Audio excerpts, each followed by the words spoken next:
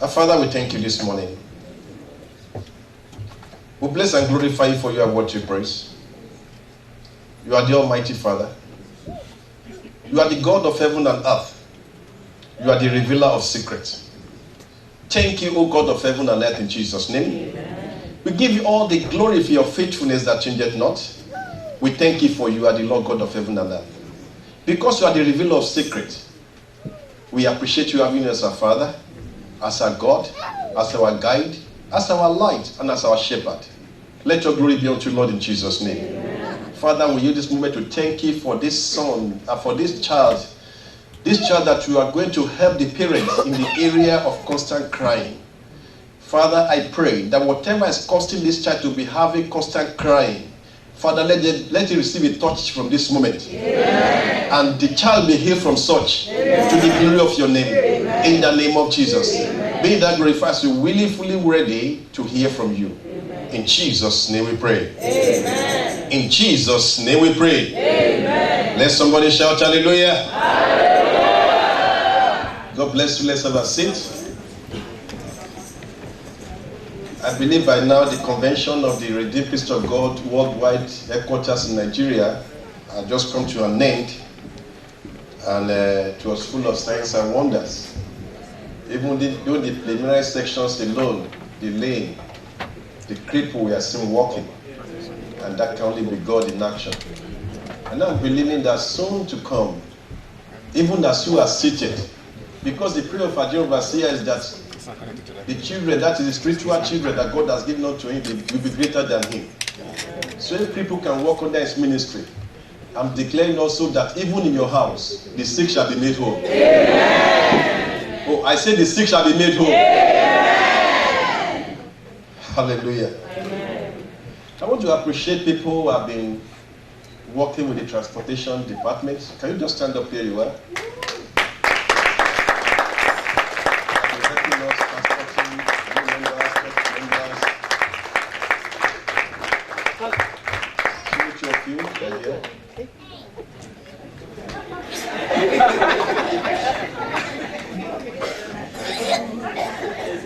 Amen. Just tell them God will bless you all. Say boldly, God will bless you all. God will bless you all. In Jesus' mighty name. Amen. Praise the Lord. Hallelujah. This morning I'm here again under the instruction of the acting assistant pastor. Because the message yesterday I have to still preach today. And a spiritual word, we are meant to be obedient. And I have to say yes, sir. So I began to ask yesterday, what is the topic, oh God? I was trying to bring forth a topic. I said, God, is it okay? But the response was silence. That means no. So he brought me back to the topic we've been talking about. So give us part 3 of last week's message. Who can remember the title of the topic? Huh? 3 steps. That was for Thanksgiving Sunday. The word that we've been talking about is word.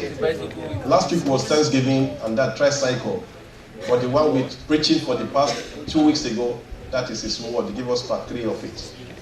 His word. Who remember our text? The depths of the title of the topic is word. People are just murmuring. It's word. Oh, no wonder. Psalm 107 verse 20. Psalm 107 verse 20. Part 3. Okay, it's doing the Bible study. It just reminded me. It's doing Bible study. You know I have a lot on my head. What? Those of you that are missing Bible study, you are missing a lot. You are missing a lot. Particularly for the past 2 weeks. It has been really expository messages that have been coming. And the good thing about this word, that once you have it one day, I was telling my wife 2 weeks ago or so about, we went to a conference in Houston about 4 years ago. And the preacher was preaching. And he quoted one verse. Since that time, that verse has stuck into me.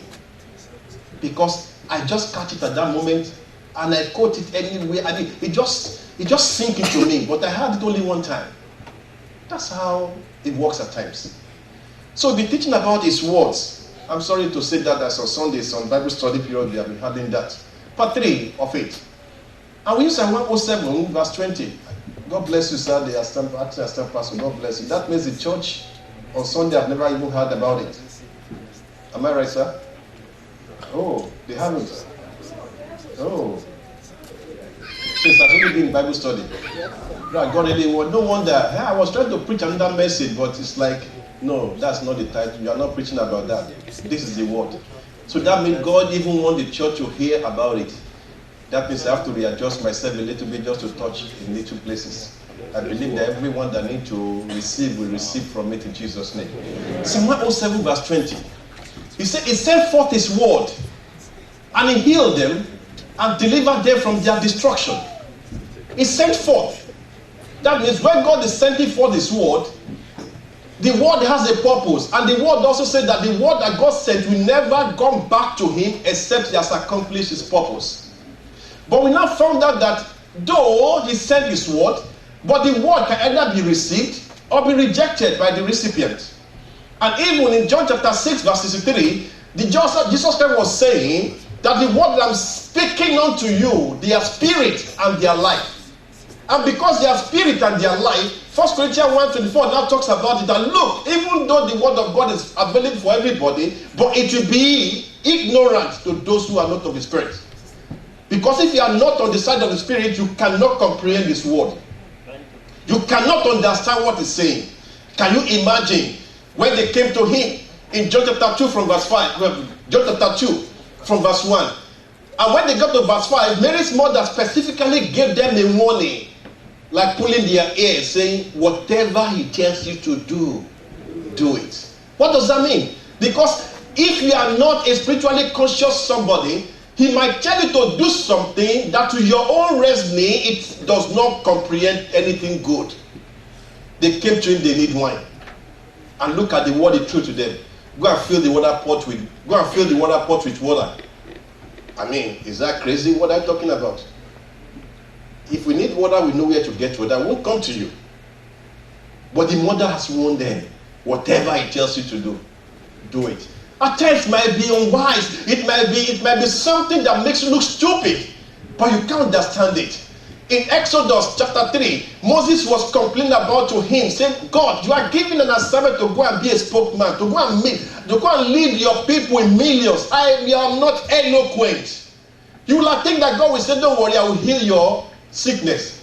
But God said, no, I will only give you an assistant. Paul in his own case cried. Paul in his own case was a healer. But he has a pain on his body. He said, God, please talk to me. Heal me about this pain I'm going through. God said, I'm not healing you. I'm only going to give you the grace to go through it. You can't comprehend at times if you're not spiritually conscious. So that's why his word. But his mandate is to send forth the word, and the word he perform is healing. And we got to know, how does he send his words? It can send through the prophets. It can send through your children. It can send through your parents. It can send you to just flipping through the Bible. Just going through the Bible, you might just open a page. You might just take your eyes to a verse and just begin to look at it. Look at it. Look at it. Not knowing that he's sending you a word. And the word that he's sending is to deliver. And if the word is to deliver, deliverance means calling you back from the path you have been treading upon. Calling you back, or making to have a U-turn from where you love going or you have been going. Those are the things we've been establishing before now. That the word is always available, but some can receive it and refuse it. It's optional.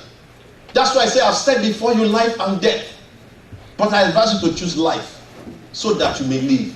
It will not compel you. It will not drag you by force like some parents will do. I tell you, you are not going now, sit down here. I mean, by force, they will force you to sit down. But God will not force you. He will only send the word to you. Don't do it. Don't do it. And it might be still. The word might come forth again. Don't do it. But you might walk out yourself and not knowing that that word, don't do it, is a deliverance to you. It's a healer to you. Most of you here know my story. At a younger age of my life, I was not married. I was intended to travel out. And my main goal then was that my children will not be citizens of that country. So can you imagine that kind of, I've made every arrangement possible. Money is no more an issue, because I remember that day, over 200,000 was in my drawer, seated, awaiting my, let's go. And on the very day, I had it twice. Don't travel now. Twice. And I started sweating. And right there, I promised God, I said, God, I will obey you, I'm not going anymore.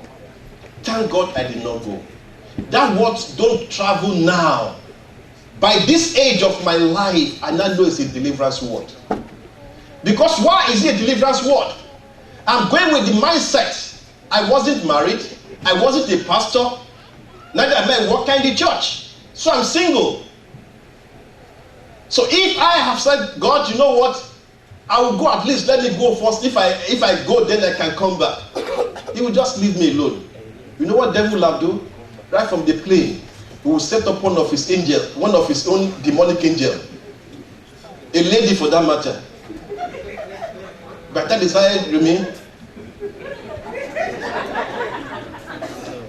And may even eventually sit beside me. But where are you going? How? You have any means over there? I can be of any assistance you need.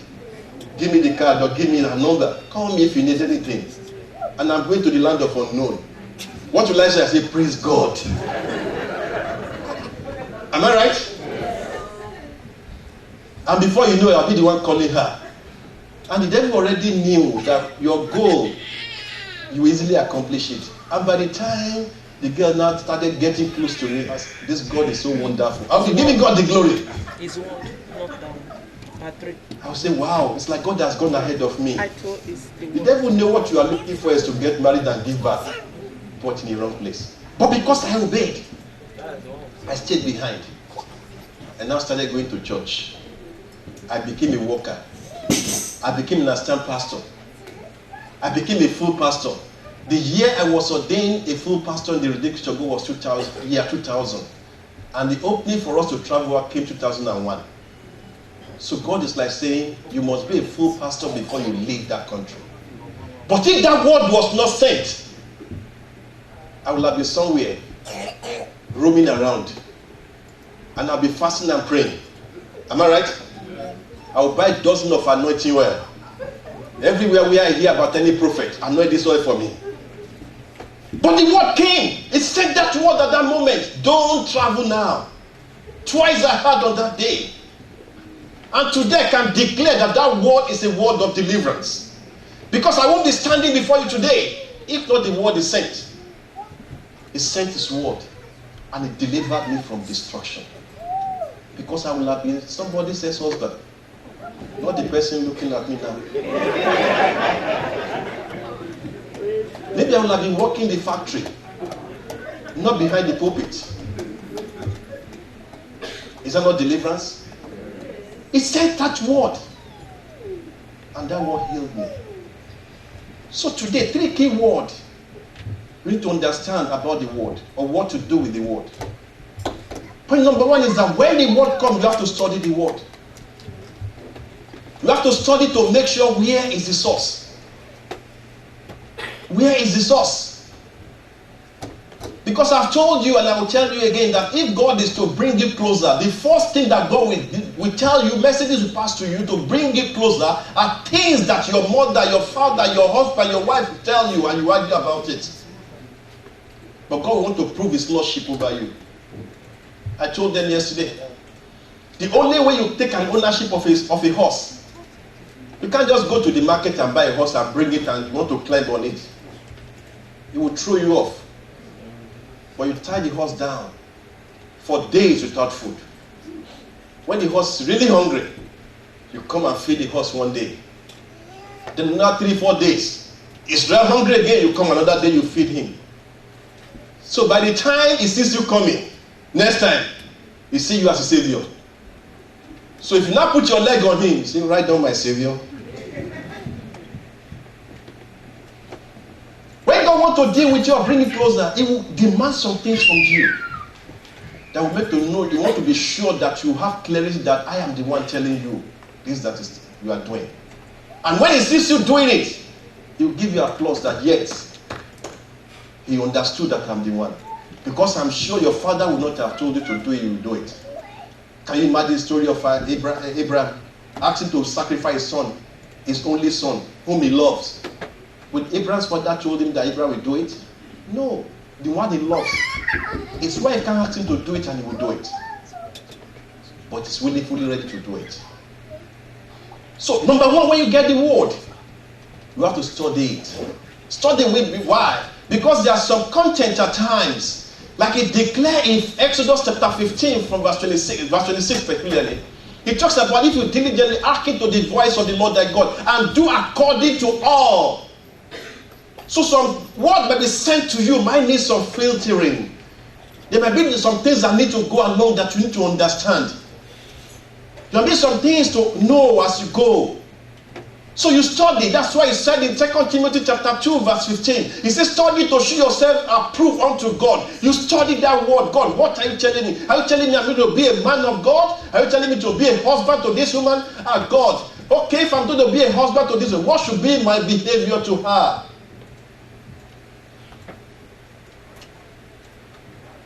But most of us are only willing, fully ready to hear. In the next 2 days, there will be God will make somebody a millionaire. Everybody will jump up.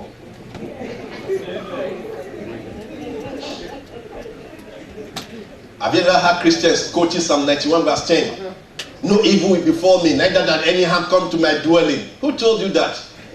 Start from verse 1. He said that dwell in the secret place of the Most High shall abide. So what happens if you don't abide? Verse 10 is not your portion. So study. Study to understand. Is there anything I need to know about this word? David knew in his own way. That's why he said, your words have I kept in my heart. But many of you don't even care for the word. And when the word comes, we just, particularly if it has to do, if it contradicts what we believe in, we don't want to listen, we don't want to believe, a man died, which I learned about the story. He died mysteriously. What happened? He was dressed up going to work, and the little young boy, his son was pulling him. Daddy, don't go. Please, Daddy, don't go out. Stay with me today. He just banged the boy. Can't get out from here. What do you know? The boy ran to the door. Don't go, Daddy. Stay with me today. Don't go. Only for him to push the little son away and left. The next information is a serious accident, and he died. So the question is, assuming you want to clarify that, why is this boy asking me not to go? Is there anything you want? Do you see anything? What do you want me to do with it? What do you want me to do? So it's like you begin to find nudges of it to study. He says, study to show yourself approved. That means even if you receive the word and you didn't study the word, like the barbarian Christian, what did they do? Teach them for 5 hours, they don't care. But when they get what they do, they go and look at the Bible, study it, look at the Bible. He said this, is this scriptural? He said this, is this scriptural? But what happened to we Christians of this age? Oh, look at where they will tell you, you can prosper doing anything without God stopping you. You see ground. The whole place will be filled. Grace is once and for all. The moment you are forgiven, you are forgiven forever. The place will be full. Because that's what I want to hear. But if you hear it, you will receive it. I was telling somebody 2 days ago, years ago, I work in a company in Nigeria that God favored me so much, that loved me so much, that my official car was 24/7. Not to other people like that. 24/7 means that I can take it. Even I travel to my village with it many times, and it's completely filled. No matter where I go, they fill the gas. They pay the expense. My friends are having occasion in Ibadan. I take the official car there, no problem. And every year, this one will package gifts. Gifts that are so, reasonable things to my parents. We became so. So I went to a church one day. And the prophet was just shaking and called me out. I came out and he said, you old boy, God is willing to prosper you more. He said, at 3 a.m., go out of your door naked and call these angelic names. And after you have called these angelic names, call the name of your boss at work. That from that moment, anything you want, they will do for you, that company. As soon as I stand up, I ask myself, Michael, what do you want again? You want to inherit that company? Because it's a man that, when Sheraton was new, he's the one that took me to Sheraton for the first time. I don't know, you might not know Sheraton. Sheraton Hotel in Lagos that time is the high-class hotel you can talk about. Although I took somebody there the other day, but we could not eat and drink there. Sheraton was an high-class hotel. He took me there. He seated, I'm seated. He ordered food. He gave me the list to order. I ordered the same thing. And even after that, many times which uncountable that I cannot count. If he's going for lunch, if I'm around, he will just call Mike, have you gone to your lunch? If I tell you, no, let's go. He has taken me to places that they will serve us with native pot. The soup will still be boiling in. I don't know which country is that. Which village is serving that? Which state is serving that? Delta. The soup will still be boiling in the native pot in front of you. That place is not cheap. I've been looking at myself on that level. And now, after I've been experiencing and enjoying all that, then I will come out 3 a.m. and ask God, angelic name. Call his name. Anything I want from today.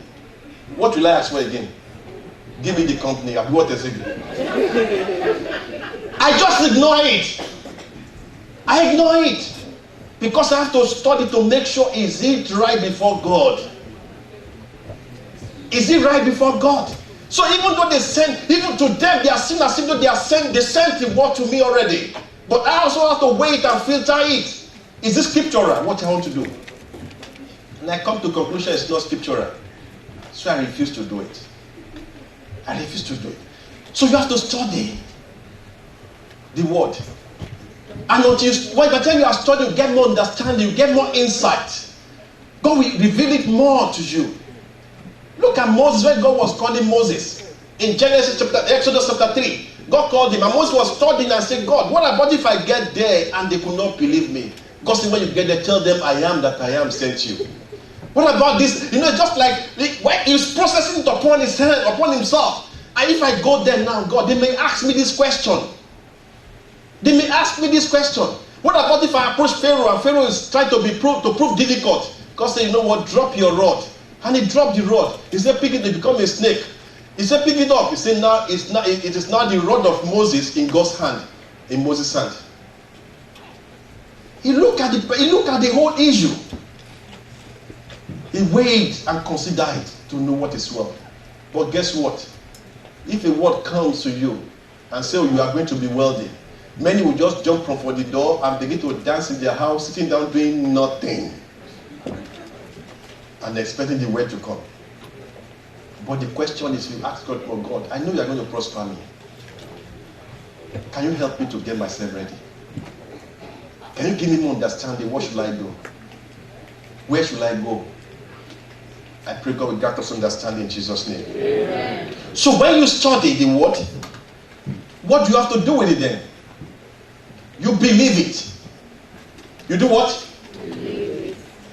Many have received the word, but they refuse to believe it. And because they did not believe it, that's why the word could not work for them.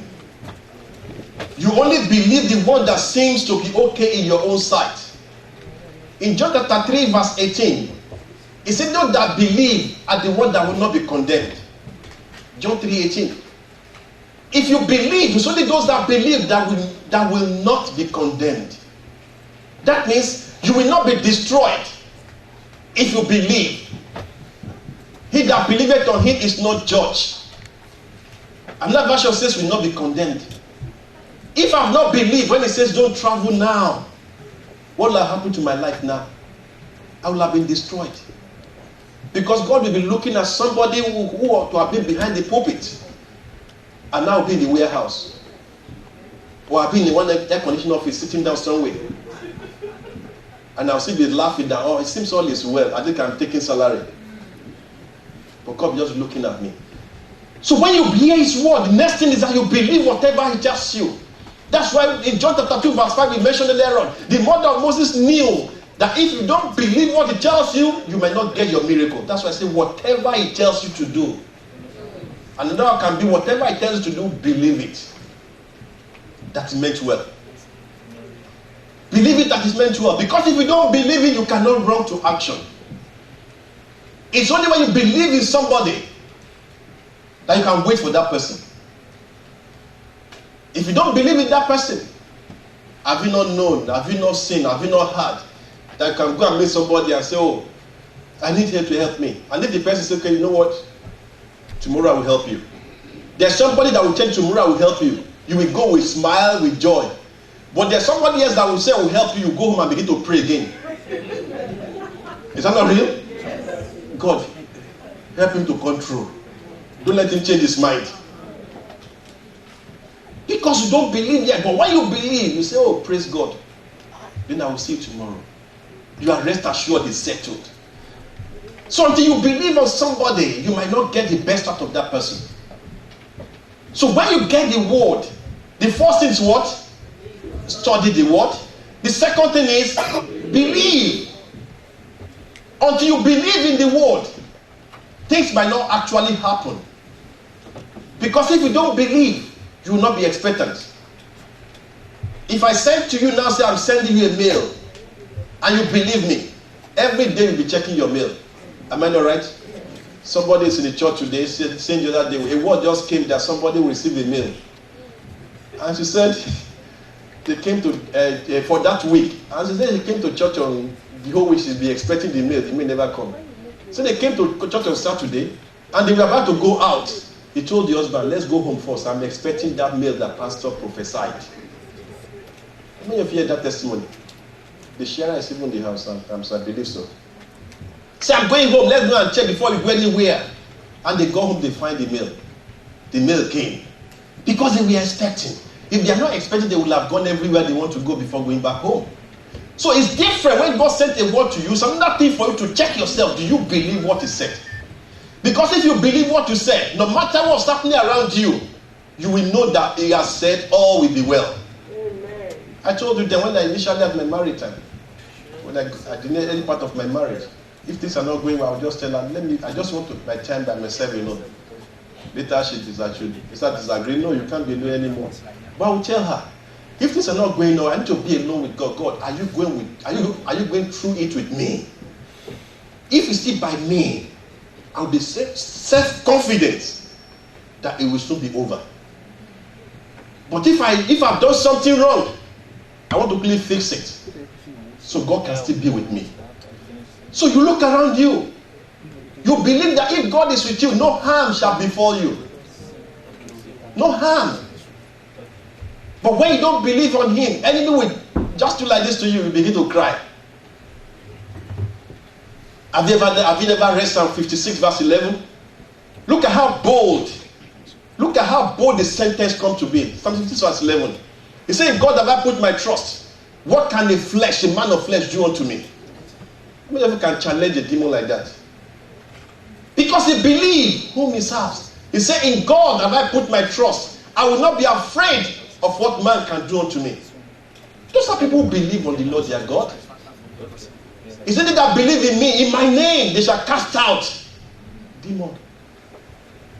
So when you hear his word, another is what to believe in that word. He has told you that if you do this, I'll do this. Then you trust him that God has played my own part. The remaining is over to you. I know you never fail. You complete the journey that you started with me. But if you don't believe, even if Jesus stands by your side and the enemy appear, you will still be crying. It's true. Some of you still be crying. But if you believe the one that stands with you, the question is, God, what's happening? What's happening with this one? What's wrong with this demon when I'm by your side? The confidence is what God wants to see, that you believe in him. Point number 3. When you believe, you keep. Whatever he told you, you keep it to yourself. Because it might not be for your generation alone. It might not be for your generation alone. That's why Psalm 119 verse 11 says, David was talking about, says, thy word have I kept in my heart. I kept in my heart. I kept your word. I kept in my heart. The moment I receive it, I stored them in my heart. That's the only way you can never forget. I was just bringing to memory recently with my saying, even when I was young, things that have been said about me, said to me, that I'm still expecting the fullness of them. I kept them. I'm waiting for their full manifestation. I know it will happen. But when they tell you something, you don't happen the first day, the second day. Forget it. Where else can I find help? You start looking for help another place. It does not work that way. But the moment you believe on him, you will know that the word that he has sent forth will not go unfulfilled. It will accomplish the purpose of which is being sent forth. And the reason why you have to keep it again is Joshua chapter 1 verse 8. He said, let this word not depart from your mouth. Keep them so much. He said, therein lies your prosperity. This book of law shall not depart out of thy mouth, but thou shalt meditate. You can only meditate in something you are keeping. He said, day and night meditate in them.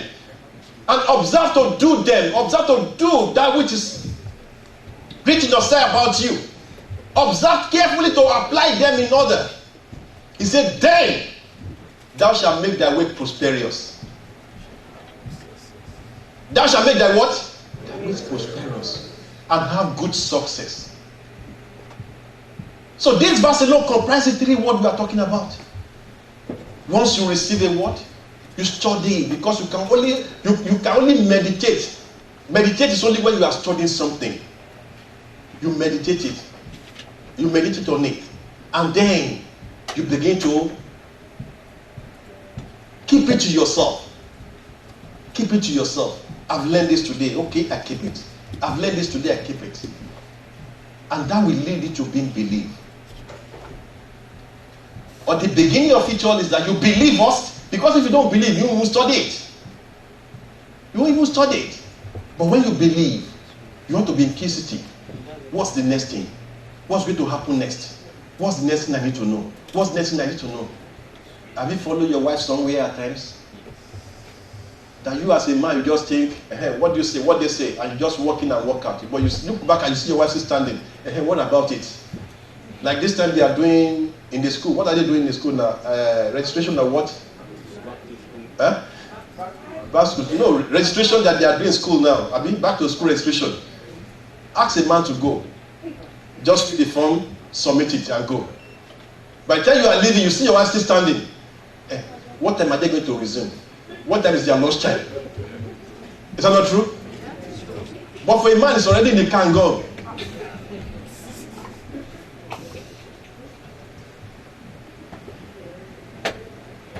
They want to know more. So all these are precepts that we need to understand. We can't just say send his word and it heals. If you send his word and you don't receive it, you don't believe it, you don't keep it, you don't study it, it will not work. It will not work.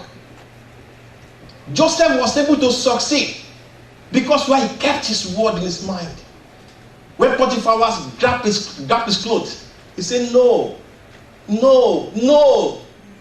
When they were still negotiating, he said, no, I can't do this to sin against God. Why God? Because God has said, thou shalt not defile thy temple. He kept it in his mind. He didn't say, oh no, I can't do this to offend my father. No, I can't do this to offend my friend. I can't do this to offend my boss. No. He said, I can't do this to sin against God. Because he knows the sin is against God. So the key word is, he will definitely send the word. But what do you do with the word when you receive it? What do you do with the word when you receive it? Do you believe it? Do you argue it? Do you contend with it? Do you throw it out? Or do you embrace it? And you begin to study more about it. You begin to keep them in your mind. The founder of this church years ago, at the beginning of this church, God sent a word to him. Say, this church is an illiterate, cannot even read nor write. The founder of Redeemed Christian God cannot even read or write. And God sent a word to him. The church we are going to start will go all over the world. And he kept it. He kept it. He was writing them down.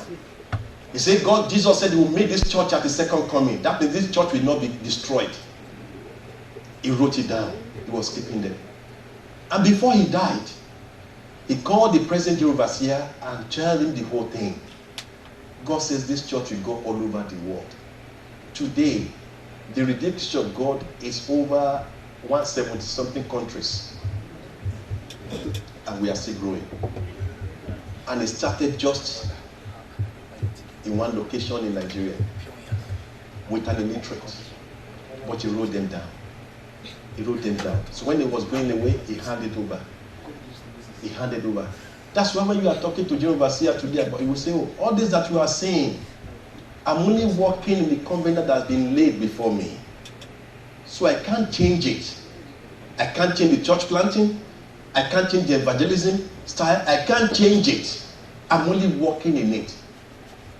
The one that the word was sent to, receive it. He believed it. He recorded it down. And today you can see the manifestation. What has God told you about your future? Even if you don't have any. Isaac verse 10 says, say it to the righteous. It shall be what? It shall be well with you. Can you quote that before the enemy? You can't. You don't study. So when the enemy comes, what do? You start crying. Instead of standing boldly as a child, you go, oh, I'm challenged at times when you see the agent of darkness. When you see how bold they are. You might not have seen them yet, but those that have seen them, you can't see a witch and threaten a witch. Somebody asked a question the other day in the Bible study. Say, what do you do when people are fighting about a land issue or something like that? I just smiled. Why?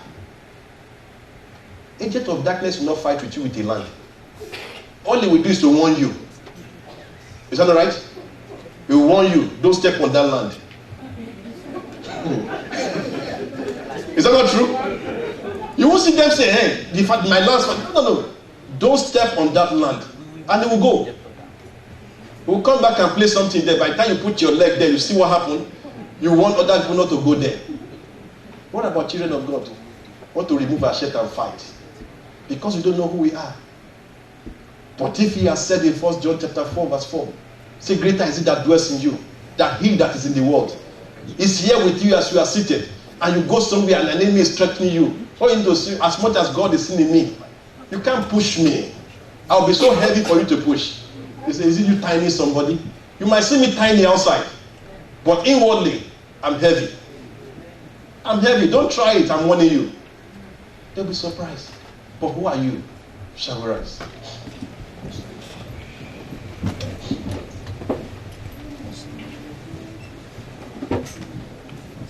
I want to firstly thank God at this moment that God is going to bring some word back. Some words, He has going to bring them back to your remembrance.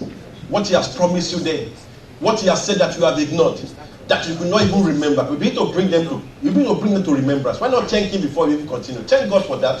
Thank God for God that you are here today. In a day that God will bring back the memory of His word, where He bring back everything He has said concerning you, the word He has sent to you that you have forgotten. They need to bring them back. Why not give Him all the glory? Say, Father, I'm here today in a day that I'm believing you, that will bring back the words that I've forgotten, the words that I did not remember anymore, the words that the enemy has taken away from me, the words that I've lost. I don't even have memory or record of them anymore. I thank you that, Father, you bring them back in a day like this to your glory. Bless His name, bless His name, bless His name, bless His name, bless His name. Give Him all the glory for His faithfulness that changeth not. Thank Him this morning, for it is well. For it shall begin to be well with us by the reason of the sent word from now. In the name of Jesus. In the name of Jesus. Thank you, Father, as we worship you this morning. In Jesus' name we worship. Amen. Part of the word is sent. Is that they that are born of water have water, but for spirit, spirit. And except you give your life to him, he said you might not end up with the Father in heaven. So if you are here, you want to give your life to him, or you want to restitute your ways back to him, just wave your hand where you are. I'm not calling you out, so I can pray with you. That God, this one is now trying to hack into your word. Believe your word. That you say, come unto me. Come unto me and I will give you rest.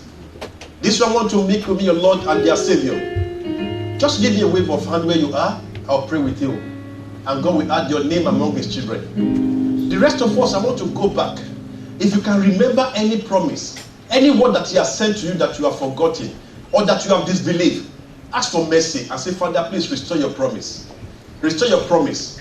He said he's going to restore back what the enemy have destroyed, what they have stolen, what they have denied of you. Say, Father, restore your words and your promise back to me. Let's pray in the name of the Lord Jesus.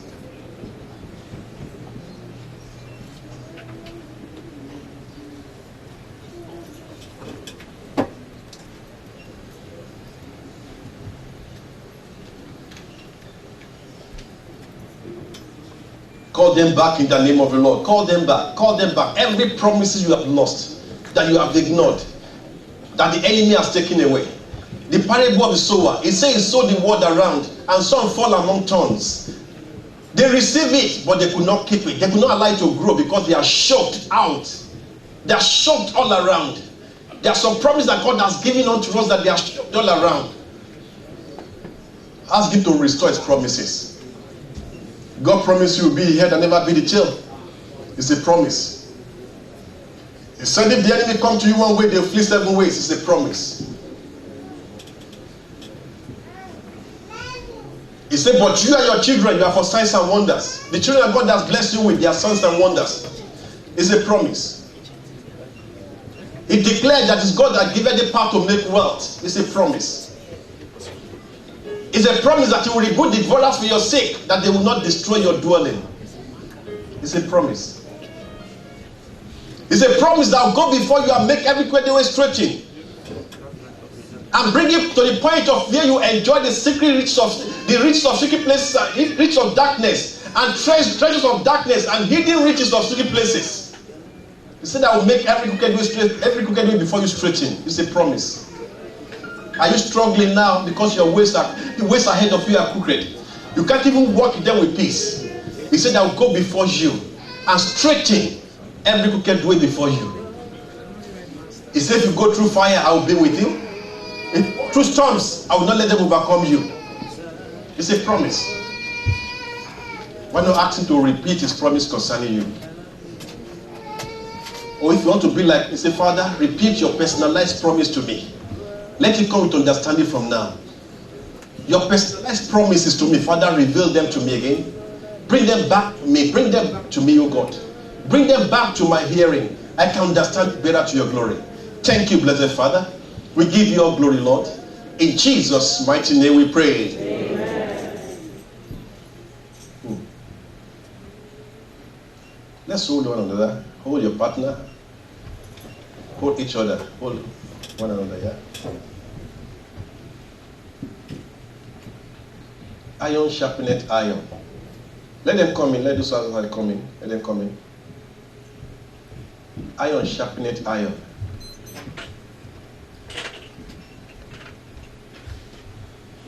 Hold somebody. Hold your partners. Hold them together. I'm waiting for those who are just coming in.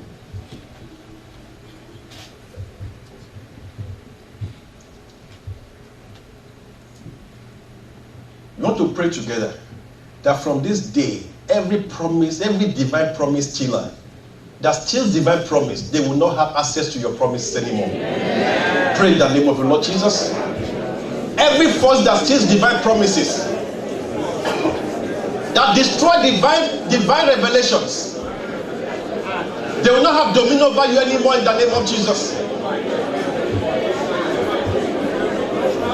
Every force that make it difficult to understand divine promises, we make them powerless concerning you from today in the name of Jesus.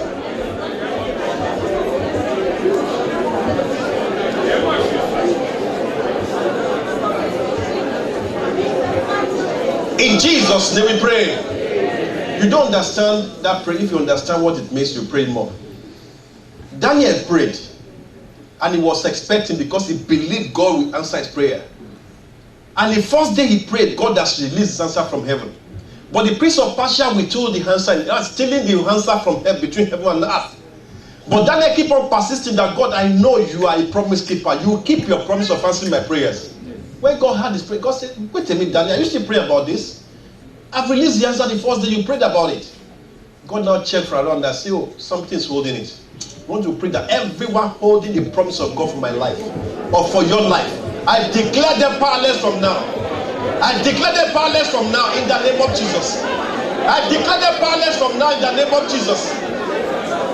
I declare them powerless from now in the name of Jesus. I declare in the name of the Lord Jesus. Their activity become powerless concerning you in the name of Jesus. Their activities become powerless in the name of Jesus. And so shall it be. In Jesus' name we pray. One of the desires of our Father in heaven is 3 John verse 2. He said, I wish above all things that you prosper and be in good health. That be without sickness. But along the line, some things are happening that you find Christian. I went to a retreat not too long ago, and I remember those days truly. Those days, they take people to the hospital. They can't cure them, they can't heal them. They'll bring them to the church. That's what it used to be those days. He said, but now, church are the one transporting people to the hospital because the power seems to be going down. But you want to join hand in hand together today. You will decree, listen to me, this is not a joking matter. You decree as a child of God, say, I start to activate every spiritual power in your life. That's of God. Every spiritual power, every divine power, I activate them today in the name of Jesus. Every power that God has bestowed into you, every strength that God has given unto you, I start to activate them today. I start to activate them today. You will no more be defeated by the enemy. You will no more be defeated by the enemies. You will no more be tossed up and down by the enemies. In the name of Jesus, God will fight for you. God will fight for you from now. God will fight for you from now. God will fight for you from now. God will fight for you from now in the name of Jesus.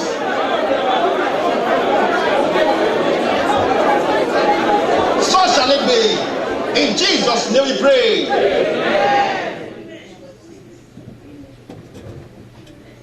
You know, in scripture, 1 Samuel chapter 6, chapter 7, they took the ark of the covenant of God, like the stole what belonged to the children of Israel. And what they stole become trouble in their city, in their country. And they now called their own priest. Their own priest was now telling them, this is the reason for the problem. You have to take it back to where you take it from.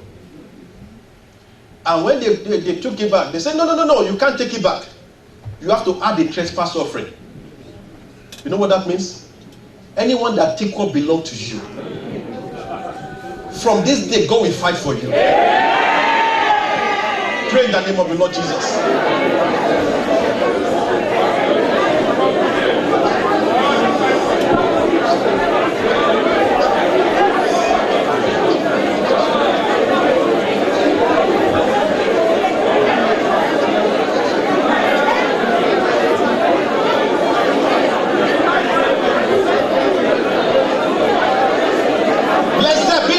Lord.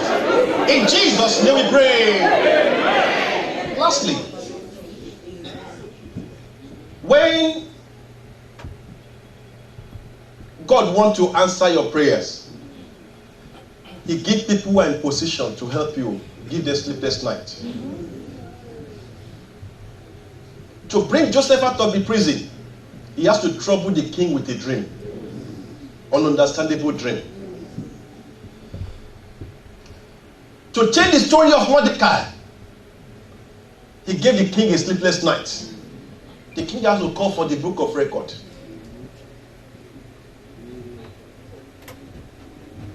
The Bible says in Ecclesiastes 3 verse 11, we say it makes all things beautiful in his own time. Say, Father, this is my time. Amen. Everyone that you have marked to help me. Father, give them a sensor. Give them a signal. It is time. It is time to help me. It is time to help me. Give them a signal, Father, that it's time to help me in the name of the Lord. It is time to help me, oh God. Everyone you have set ahead of me, Father, trouble them to accomplish what you have for me in their hand. Trouble them in the name of the Lord Jesus.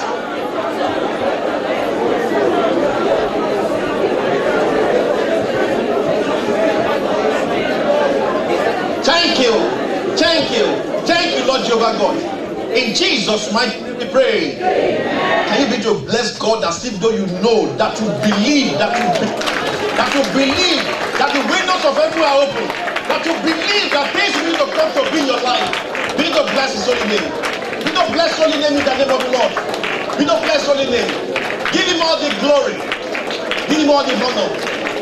Thank you, blessed Father. In Jesus' mighty name we pray.